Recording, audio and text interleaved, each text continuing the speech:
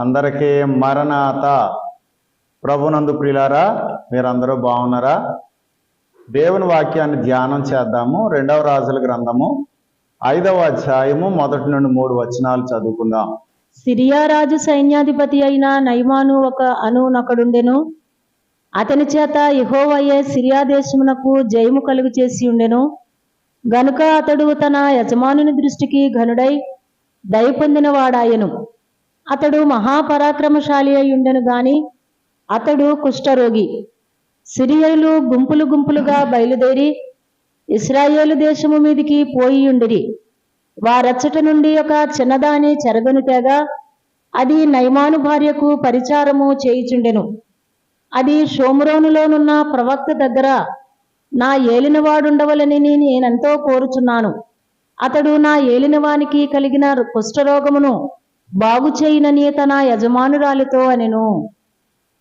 ఆమేన్. ప్రియులారా, దేవుని వాక్యాన్ని గమనించినట్లయితే సిరియా రాజు సైన్యాధిపతి అయిన నయమాను అను ఒకడు ఉండెను. ప్రభునందు ప్రియులారా, సిరియా దేశం ఉంది. సిరియా దేశానికి ఒక రాజుగారు ఉన్నాడు. ఆ యొక్క దేశానికి ఒక సైన్యాధిపతి ఉన్నాడు. అతని పేరు నయమాన్. అలాగే ప్రక్కన ఇశ్రాయేల్ దేశం ఉంది. ఇశ్రాయేల్ దేశానికి ఒక రాజు ఉన్నాడు. ప్రియులారా, ఆ యొక్క సిరియా దేశపు సైన్యాధిపతి అయినటువంటి నయమాన్ గురించి ఇక్కడ వాక్యంలో వ్రాయబడింది. అతడు మహాపరాక్రమశాలి అని ఉంది. అతడు యుద్ధానికి వెళ్ళాడు. యుద్ధంలో దేవుడే అతనికి జయమిచ్చాడు. అందుచేత అతడు తన యజమానుడైనటువంటి రాజు దృష్టికి గనుడుగా ఉన్నాడు. కానీ అతడు కుష్ఠరోగి అని మనం చూస్తున్నాం. ప్రియులారా, మన జీవితంలో కూడా చాలా మంచి సంగతులు ఉంటాయి. ఒక మూలన మనకు విచారం కలిగించే సంగతి ఉండవచ్చు. నయమాన్ గారు యొక్క జీవితంలో మనం గమనించినట్లయితే అతడు మహాపరాక్రమశాలి. రెండవది, అతడు యుద్ధానికి వెళితే దేవుడే జయమిచ్చారు. మూడవది, అతడు ఆ యొక్క తన యజమానుడైనటువంటి రాజు దృష్టికి ఇష్టడుగా ఉన్నాడు. కానీ అతనికి కుష్ఠరోగం ఉంది. నయమాను సైన్యాన్ని తీసుకొని ఇశ్రాయేల్ దేశం మీదకి వెళితే యుద్ధానికి దేవుడే జయమిచ్చారని ఉన్నది. దేవుని బిడ్డల మీద అన్యజనులకు జయము కలిగినట్లుగా దేవుడే జయము కలుగజేసినట్లుగా ఇక్కడ గమనిస్తూ ఉన్నాం.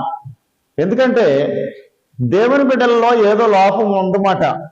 వారు దేవునిని సరిగా వెంబడించి ఉండకపోవచ్చు. అన్య సైన్యాధిపతి అనేటువంటి నయమానుకు దేవుడు జయమిచ్చారు. నయమాను అక్కడికి వెళ్ళి యుద్ధం చేసి ఒక చిన్నదానిని తన ఇంట్లో పని చేసుకోవడం కొరకు, తన ఇంట్లో పని చేయించుకోవటం కొరకు అతడు తీసుకుని వచ్చాడు. ఆమె ఇశ్రాయేల్ దేశం చిన్నది. ఆమె ఆ యొక్క నయమాను గురించి తెలుసుకున్నది. ఆ ఇంటి పరిస్థితులు తెలుసుకున్నది.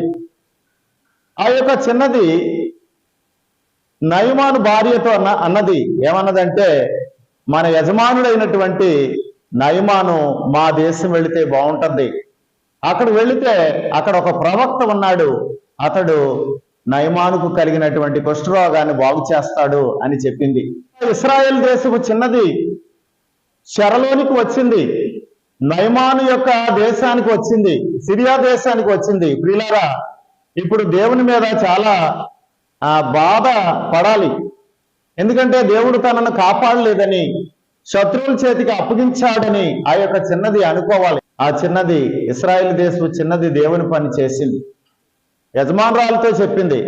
చిన్నది యజమానురాలతో చెప్పింది. యజమానురాలు తన భర్తతో చెప్పింది, ప్రియులారా, ఇదిగో అయ్యా, మీరు ఇశ్రాయేల్ దేశం వెళితే అక్కడ ఒక ప్రవక్త ఉన్నాడట. ఆ ప్రవక్త మీకు ఉన్నటువంటి కుష్ఠరోగాన్ని బాగు చేస్తాడు, మీ కొరకు ప్రార్థన చేస్తాడు, వెళ్ళండి అని చెప్పింది.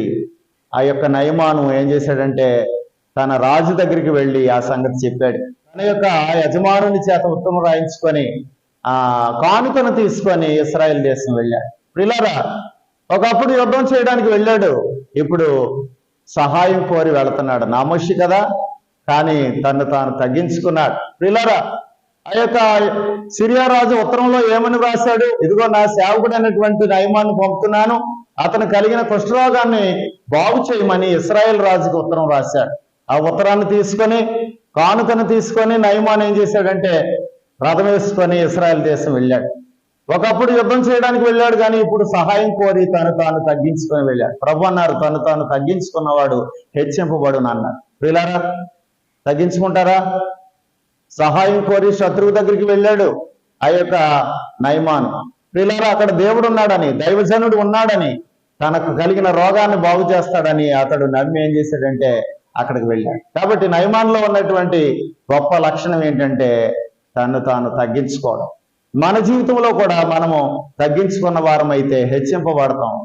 మనము దేవుని వలన హెచ్చింపబడతాం. కాబట్టి ప్రియులారా, దేవుడు వెళ్ళమన్న చోటుకు మనం వెళ్ళాలి. దేవుడు మాట్లాడమన్న వారితో మాట్లాడాలా. వారితో నేను మాట్లాడిన వారి ఇంటికి నేను వెళ్ళనని మనం అంటూ ఉంటాం. కానీ దేవుని చిత్తం అది కాదు. దేవుని చిత్తం ఏంటంటే మనల్ని తగ్గించుకోవడం. దేవుని చిత్తానికి మనం లోబడినట్లయితే దేవుడు మనల్ని ఆశీర్వదిస్తాడు, మనల్ని స్వస్థపరుస్తాడు. కాబట్టి ఆ యొక్క నయమాను రథం వేసుకొని ఆ యొక్క ఇశ్రాయేల్ దేశం వెళ్ళి ఇశ్రాయేల్ రాజుకి ఆ ఉత్తరం ఇచ్చాడు. ఆ ఉత్తరంలో ఏమని ఉందంటే నయమానుకు కలిగిన కుష్ఠరోగాన్ని బాగు చేయమని. కానీ ఇశ్రాయేల్ రాజు అది విని ఒకసారి యుద్ధానికి వచ్చాడు, మరలా యుద్ధానికి నాతో గొడవ పడడానికి ఈ విధంగా వీళ్ళు ప్రయత్నం చేస్తున్నారు, పన్నాగం పన్నుకున్నారు అని అనుకొని తన వస్త్రాలు చింపుకున్నాడు. ఎక్కడో ఆ షోమ్రోన్లో ఉన్నటువంటి ప్రవక్త అయిన ఎలీషా గారికి ఆ సంగతి కనబడింది, వినబడింది. ఎందుకంటే అతడు దైవ సన్నిధిలో ఉన్నాడు. మనము దైవ సన్నిధిలో ఉండేవారం అయితే దేవుడు మనకు జరిగే సంగతులు చూపిస్తాడు, జరగబోయే సంగతులు కూడా ప్రభు చూపిస్తాడు. కాబట్టి దైవ సన్నిధిలో ఉండండి, దైవ సన్నిధిలో ఉండండి. తెల్లవారుజామున లేచి మోకరించి దేవా నాకు కనబడు, నాతో మాట్లాడమని ప్రార్థించినట్లయితే, మౌనముగా ఒక ఋషి వలె ఉన్నట్లయితే, కళ్ళు మూసుకొని దేవుని కొరకు చూచినట్లయితే దేవుడు మీకు కనబడతారు, మీతో మాట్లాడతారు. ప్రియులారా, ఆ యొక్క దైవజనుడు అన్నాడు, కబురు చేశాడు రాజుకి, ఇశ్రాయేల్ రాజుకి. ఏమనంటే ఇశ్రాయేలులో మరి ప్రవక్త ఉన్నాడని తెలుసుకున్నట్లుగా ఆ యొక్క నయమాన్ని నా దగ్గరికి పంపించు అని ఇశ్రాయేల్ రాజుకి కబురు చేశాడు. ప్రియులారా, నయమాన్ వచ్చాడు, రథం వేసుకుని వచ్చాడు. ప్రవక్త అయిన ఎలీషా గారి దగ్గరికి వచ్చానని కబురు చేశాడు. అయితే ఎలీషా గారు బయటికి రాలేదు, కానీ యోర్దాను నదికి వెళ్ళు, 7 సార్లు మునుగు నీకు ఉన్నటువంటి రోగం పోతుందని చెప్పడానికి ఒక సేవకుడిని పంపించాడు. ప్రియులారా, మరలా ఏమైందంటే నయమాన్ గారికి కోపం వచ్చింది.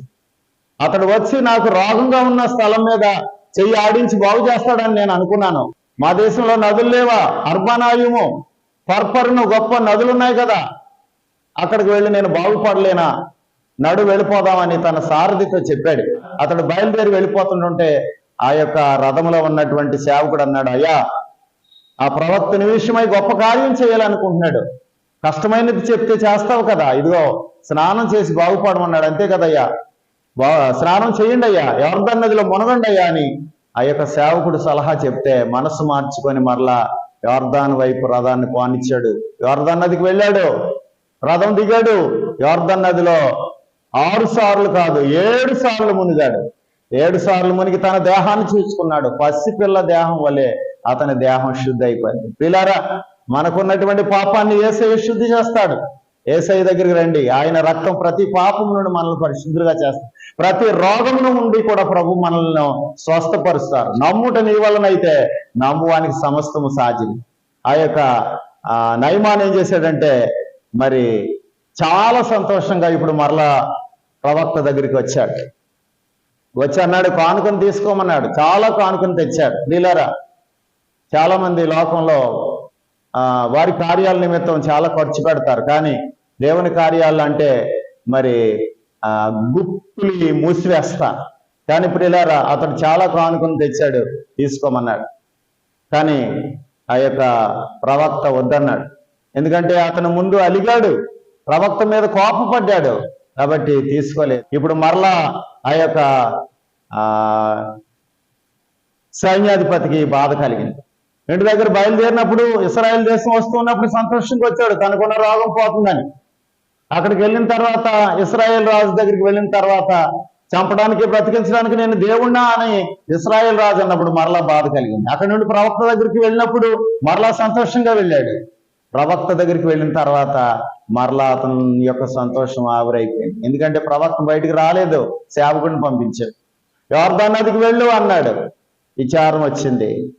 మరలా యోర్దాన్ నదికి వెళ్ళి బాగుపడిన తర్వాత మరలా అతనికి సంతోషం వచ్చింది. ప్రియులారా, మనకు కూడా చాలా సార్లు దైవజనుని మాటలు ఇబ్బంది కలిగించవచ్చు. కానీ దేవుని వాక్యము, దైవజనుడు చెప్పే దేవుని వాక్యం కనుక దేవుని వాక్యానికి లోబడితే మీకు ఆశీర్వాదం. దేవుని వాక్యం ప్రకారం చేసినట్లయితే స్వస్థత, నెమ్మది, సమాధానం. అతనికి ఇప్పటి వరకు సమాధానం లేదు. ఆ రోగం తగ్గిన తర్వాత సమాధానం వచ్చింది. మరలా కానుకను తీసుకొని వచ్చాడు. వద్దన్నాడు కానుక ప్రవక్త. మరలా బాధ వచ్చింది. ప్రియులారా, ఇశ్రాయేల్లో ఉన్న దేవుడే నిజమైన దేవుడు అని పలికాడు. నిజమైన దేవుడు. నేను నా యొక్క యజమానితో పాటు వేరొక గుడిలోనికి వెళ్ళినప్పుడు మరి నా మీద ఆనుకుంటాడు కాబట్టి నేను ఆ గుడిలోనికి వెళ్ళాలి, కానీ దేవుడు నన్ను క్షమించును గాక. కాబట్టి ప్రియులారా, దేవుడే మనల్ని క్షమించేవాడై ఉన్నాడు. దేవుడే మనల్ని స్వస్థపరిచేవాడై ఉన్నాడు. కాబట్టి దైవ సన్నిధికి రండి. నయమానుకు కుష్ఠరోగం ఉంది, మనకు పాప రోగం ఉంది. ఏ భేదం లేదు, అందరిని పాపం చేసి దేవుడు అనుగ్రహించి మహిమను పొందలేకపోతున్నారని వాక్యం సెలవిస్తుంది. కాబట్టి మరణాలు రెండు, ఒకటి శరీర మరణం, రెండు ఆత్మీయ మరణం, అదే నరకము. యెషయా గ్రంథం 66వ అధ్యాయం చివరి వచనంలో అంటాడు, పురుగు చావదు, అగ్ని ఆరదని. కాబట్టి ఆ భయంకరమైనటువంటి అగ్ని గుండంలోకి మనం వెళ్లకుండా ఉండాలంటే మన పాపం కడగబడాలా, మనం దైవ సన్నిధికి మన జీవితాంతమందు మనం దేవుని దగ్గరికి వెళ్ళాలి. కాబట్టి యేసయ్య రక్తం మనల్ని శుద్ధి చేస్తుంది. కాబట్టి యేసయ్య దగ్గరికి రండి. నయమాను కలిగిన కుష్ఠరోగాన్ని తీసేసిన యేసయ్య మన పాప రోగాన్ని తీసేస్తాడు. అంతేకాదు మనకు ఆరోగ్యం కూడా ఇస్తాడు. భౌతిక దేహాన్ని కూడా ప్రభువే స్వస్థపరుస్తారు. కాబట్టి ప్రభు దగ్గర రండి. ప్రభు మీకు ఎటువంటి వ్యాధి ఉన్న ప్రభు స్వస్థపరుస్తారు. నయమాన్లో ఉన్న గొప్ప లక్షణం ఏంటంటే విధేయత. తను తాను తగ్గించుకున్నాడు. మనము కూడా తగ్గించుకొని, దైవజనుని ఎదుట తగ్గించుకొని, దేవుని ఎదుట తగ్గించుకొని మనము విధేయులముగా కనబడినప్పుడు ప్రభు మనల్ని స్వస్థపరుతుంది. నేను సైన్యాధిపతి కదా, నేను శత్రువు దగ్గరికి ఎందుకు వెళ్తాను, అతడు దైవజనుడైతే మాత్రం ఆ దేశం ఎందుకు వెళ్తానని అతడు అనుకుంటే అతడు బాగుపడడు. మరి లోకాసువార్తలో ప్రభు చెప్పారు, 4వ అధ్యాయం 27వ వచనం చదువుకుందాం. మరియు ప్రవక్త అయిన ఎలీషా కాలమందు ఇశ్రాయేలులో అనేక కుష్ఠరోగులుండునను సిరియా దేశస్థుడైన నయమాను తప్ప మరి ఎవడును శుద్ధి నొందలేదని నేను మీతో నిశ్చయముగా చెప్పుచున్నాను. నయమాను సంగతి కొత్త నిబంధనలో ఉన్న యేసయ్య కూడా ఉదహరించారు. ప్రభు నిన్ను కూడా స్వస్థపరుస్తారు. కాబట్టి ప్రభు నందు విశ్వాసం ఉంచండి. ప్రభు దగ్గరికి రండి, దైవజనం దగ్గరికి రండి.